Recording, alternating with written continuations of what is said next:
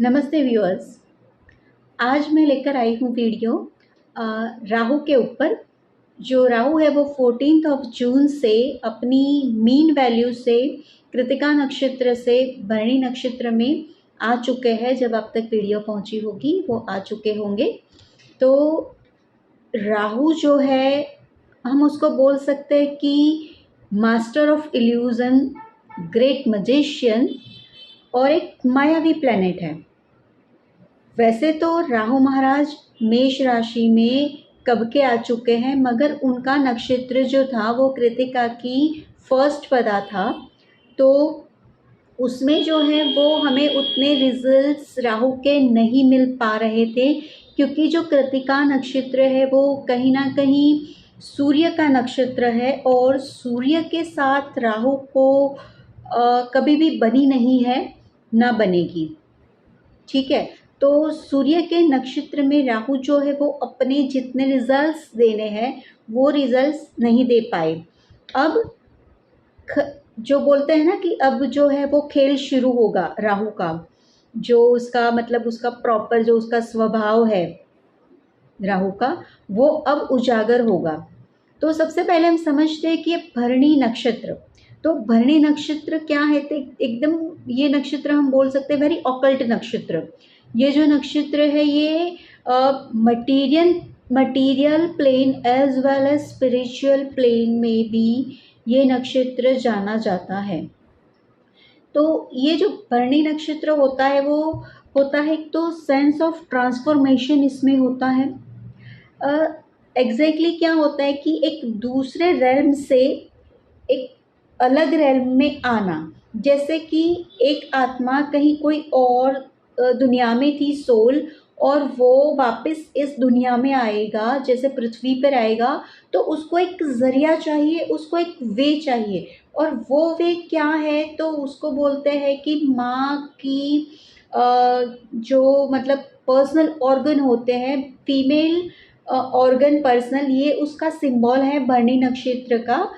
योनि बोलते हैं जिसको। तो जो भी कोई भी सोल है कोई और रेल्म से इस रेल्म में आने के लिए उसको कहीं ना कहीं वो योनि द्वार चाहिए, माँ चाहिए, मदर चाहिए, तब जाके वो वहाँ ठहर के 9 मंथ्स वो बाहर आता है इस दुनिया में। तो ये जो योनि द्वार है, तो भरणी नक्षत्र है वो हम ये बोल सकते हैं कि दोनों ही दुनिया का एक मिलन स्थान बोल सकते हैं, या एक से एक को कट ऑफ करना और दूसरी चीज़ को शुरू करना। तो जब ये कट ऑफ होता है, तो आप भी जानते हो कि जब भी बच्चा आता है, बेबी बॉर्न होता है, तो लेबर पेन होती है और माँ को भी बहुत पेन होती है। तो मतलब ये एक जो प्रोसीजर है वो बहुत ही पेनफुल होती है। उसके बाद जब वो आ जाता है तो यस, जो बच्चा है वो भी ब्रीथ ले पाता है और माँ भी कहीं ना कहीं बच्चे को देखकर खुश होती है, या उसकी दुनिया में या उनके सारे घर वालों पे खुशियाँ छा जाती है।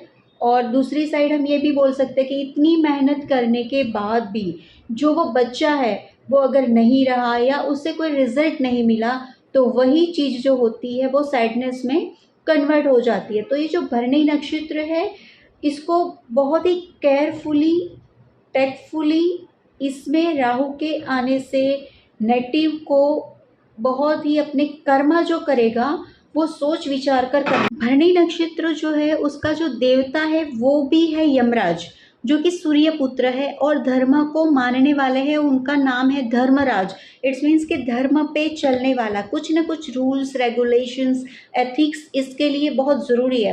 अगर आपने एथिक्स छोड़े, रूल्स छोड़े और आपने कोई भी काम करने लगे, तो इसका रिज़ल्ट आपको वही बेबी बॉर्न होने के बाद कुछ भी ना होना, ये टाइप का मिल सकता है।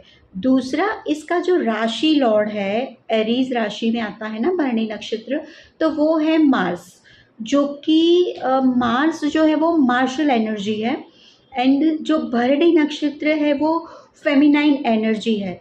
तो अब आप ही सोच सकते हो कि मार्स एनर्जी और मार्शल एनर्जी और फेमिनाइन एनर्जी जो है वो क्या होता है कि एक मेल और एक फीमेल एनर्जी है, उसके मिलने से क्या होता है कि क्रिएशन होता है, something different, something unique, something extra ordinary.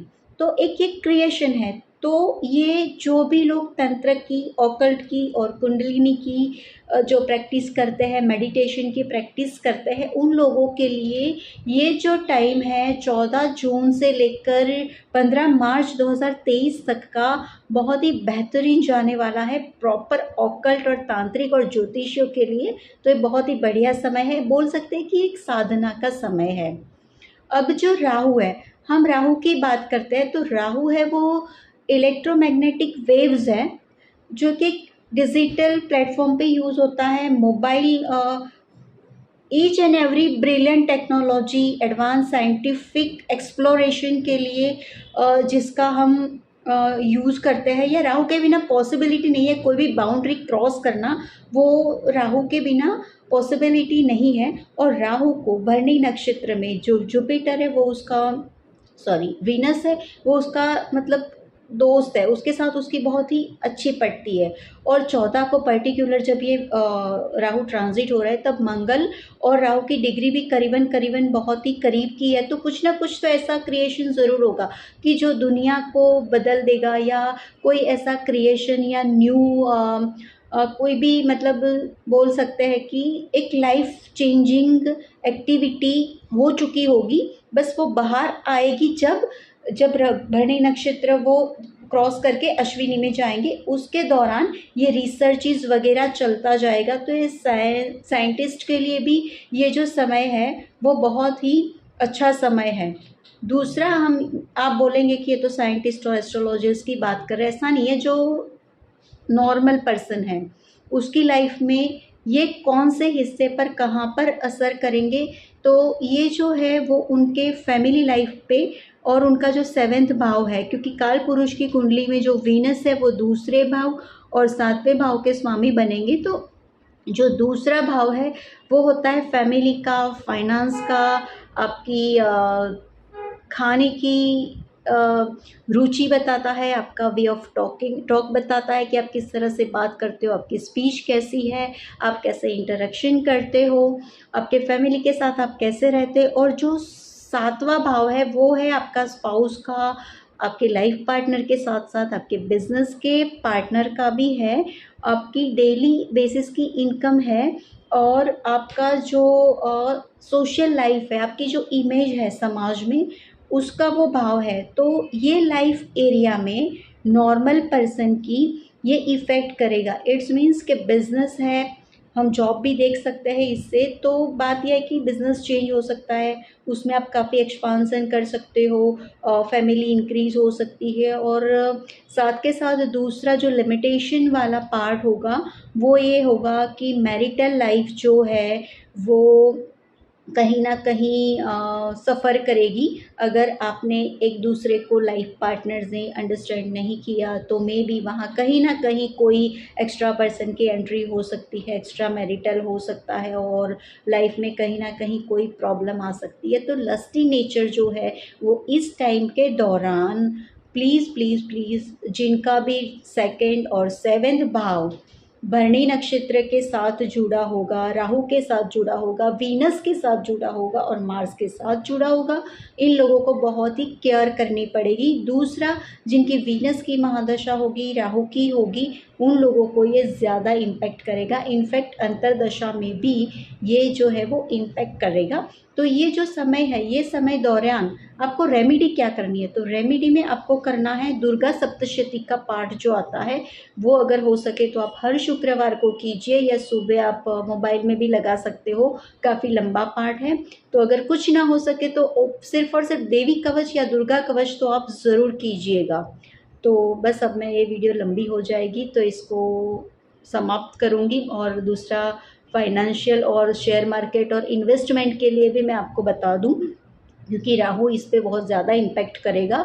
तो इन्वेस्टमेंट आप जो भी करोगे वो लॉन्ग टर्म करना, 2023 के बाद ही आपको बेनिफिट मिलेगा। उसके पहले आप ये मत सोचना कि आपने इन्वेस्टमेंट किया शेयर में या बिज़नेस में या फैमिली बिज़नेस में भी, तो आप ये समझिएगा कि वो आपको इतना अच्छा रिज़ल्ट नहीं देगा। तो लॉन्ग टर्म इन्वेस्टमेंट के लिए सोचना, शॉर्ट टर्म प्रॉफिट अभी इस समय दौरान मिलने के कोई चांसेस हैं नहीं, बहुत ही फ्लक्चुएशन रहेगा मार्केट में भी, इवन आपके पर्सनल बिजनेस में भी, या आपकी नौकरी ऑफिस और उसमें भी कहीं ना कोई प्रॉब्लम रहेगा, स्पेशली पार्टनरशिप, क्योंकि 7th भाव भी आता है वो पार्टनरशिप का आता है।